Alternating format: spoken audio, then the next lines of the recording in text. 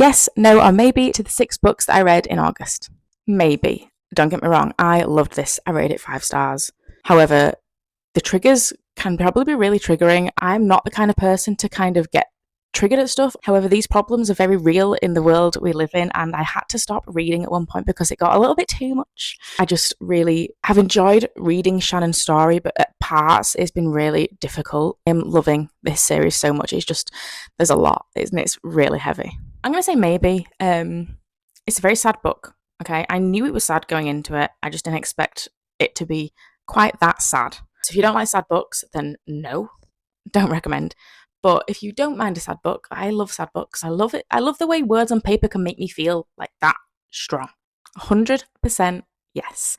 I thought, whilst it's still hot in England and whilst it's still summer, get one more summer romance under my belt, and I'm so glad I read this. I wasn't expecting to enjoy it as much as I did. I thought it was just going to be another, cutesy little romance book where I thought just a nice little palate cleanser. Oh no, I think about these characters every single day. I think about Charlie and Alice every single day. I think about Nan every single day. Charlie Florrick is probably one of the best male main characters I've read about in a while.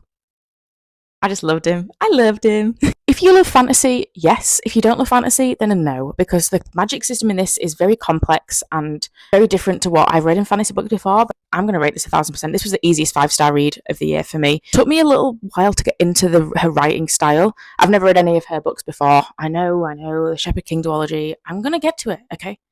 But yes, I mean, just look at my tabs.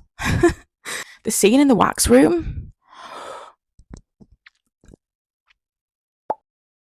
I'm going to say maybe. I listened to this, probably should have paid more attention to the audiobook because at some points I got a bit lost.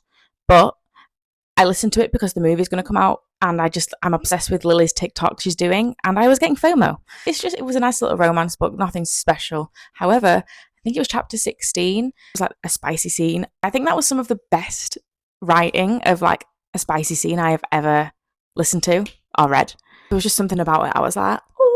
Again, it's another Boys of Tommen book, so I'm going to say maybe. I rated this 5 stars still. I really am enjoying my Boys of Tommen journey.